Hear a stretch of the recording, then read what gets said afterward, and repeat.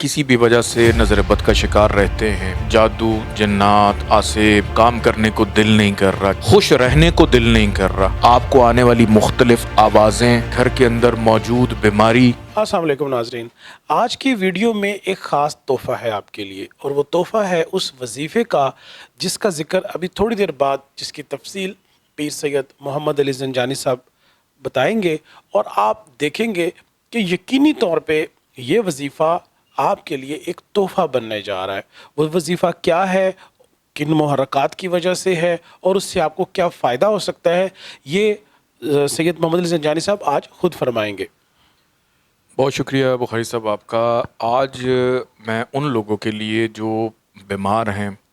या किसी भी वजह से परेशान रहते हैं या किसी भी वजह से नज़र बद का शिकार रहते हैं, या जादू, जन्नात, आसेब या कोई ऐसी चीज़ जो उनको काम करने से रोक देती है, घबराहट का शिकार, काम करने को दिल नहीं कर रहा, किसी से बात करने को दिल नहीं कर रहा, खुश रहने को दिल नहीं कर रहा, कि ज़िंदगी में अल्लाह की दी हुई नेमतों को आप भरपूर तरीके से उससे लुत्फ़ अंदोज़ नहीं हो पा रहे। कुरान पाक के अंदर परवरदिगार जो है वो कसम खाता है इंजीर और जैतून कि ये दो ऐसी नेमतें हैं, वत्तीनी व जैतूनी, कि परवरदिगार कसम खाता है अंजीर की और जैतून की। यानी ये दो ऐसे फल हैं जो कि जन्नत के भी हैं, जो ऐसे फल हैं जो उस खालिक की ऐसी क्रिएशन है कि जिसके अंदर परवरदिगार ने बहुत ज़्यादा शिफा रखी है। इसके ऐसे ऐसे मुहर्रकात में अगर आपको बताऊं कि वो लोग अगर इन चीज़ों का इस्तेमाल एक ख़ास तरीके से करें, एक ख़ास अमल के तहत करें, तो आप यकीन जानिए बुखारी साहब कि ज़िंदगी भर आपके अंदर आने वाले वसवसे, आपको आने वाली मुख्तलिफ़ आवाज़ें, आपको हो जाने वाला वहम, आपके घर के अंदर मौजूद बीमारी, या आप किसी भी हल्का बाब में आपका उठना बैठना है और आपने बंद कमरे में अपने आप को रख लिया है, या कोई ऐसी बीमारी आपको आ गई है जो जाने का नाम ही नहीं ले रही है,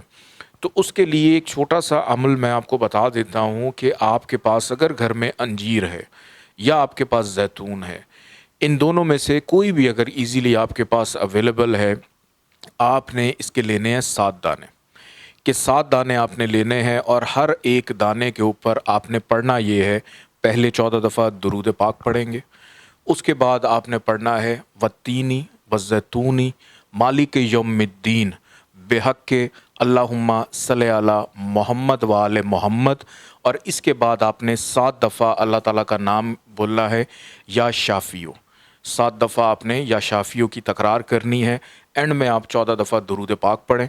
पढ़ने के बाद उसका सवाब हदिया करें बीबी फ़ातिमा ज़हरा सलामुल्लाह अलैह, और उनके वसीले से अपने लिए दुआ कर सकते हैं। और अंजीर या जैतून जो भी है उसके एक दाने पे आपने दम करना है, और इसको आपने दम करने के बाद खा लेना है। खाने के बाद आपने अगले दिन सेम यही प्रोसेस करके 7 दिन मुसलसल अगर आप इसको इस्तेमाल करते हैं, तो आपके लिए अल्हम्दुलिल्लाह इन तमाम जो नागहानी कह लें या आफ़ात व बिलात कह लें, या कोई नज़र बद जो है उसका मैं अगर ज़िक्र करूं, तो उन चीज़ों से आप दूर होना शुरू हो जाते हैं। वो चीज़ें आपकी जान छोड़ना शुरू कर देती है। और सबसे जो अहम की पॉइंट, जो सबसे अहम बात है, जो सबसे इम्पॉर्टेंट बात है, वो मैं इस वीडियो के एंड में आपको इसीलिए बताने जा रहा हूँ कि अगर आपके पास ज़ैतुश्शिफ़ा ऑयल मौजूद है, जो कि इसी के ही इंग्रेडिएंट से मंसूब है, अगर आपके पास ज़ैतुश्शिफ़ा ऑयल मौजूद है घर में, आपने उस ऑयल के ऊपर भी थोड़ा सा दम करके, तो उस ऑयल को उस जगह पर ज़रूर लगाएं जहाँ पे आप तकलीफ़ महसूस करते हैं। माएँ अपने बच्चों को जो नज़र बद का शिकार हो जाती हैं या ज़िद्दीपन का शिकार हो जाते हैं, माँ बाप के कहने में भी नहीं है, ये दम करके यहाँ पे एक दफ़ा सीधी साइड पे माथे की ओर से, एक दफ़ा उल्टी साइड पे, यहाँ पे भी आप उसको दम करके तो आप उसको लगाएं, तो उससे ये कि आपके मामलात बेहतरी की तरफ आना शुरू हो जाते हैं। ये इतना मुजरब वजीफ़ा है कि अगर आप ज़ैतुश्शिफ़ा के ऊपर पढ़ के इसका इस्तेमाल आप करेंगे, ताकि ये 7 दिन का जब प्रोसेस आपका मुकम्मल हो जाए, देन उसके बाद क्या करेंगे आप, तो उसके बाद आपकी इस कंटिन्यूटी को चलाने के लिए ज़ैतुश्शिफ़ा का जो ऑयल है वो आपको इसमें मददगार साबित रहेगा। بہت شکریہ.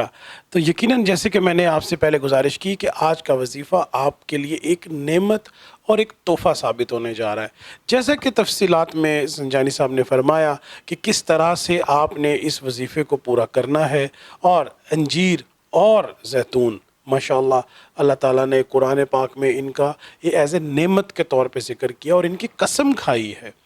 اس سے بڑھ کر اور کیا سعادت ہوگی کہ اس وظیفے میں قرآن کی ان نعمتوں کا ذکر ہے جن کی قسم اللہ پاک اٹھا رہا ہے.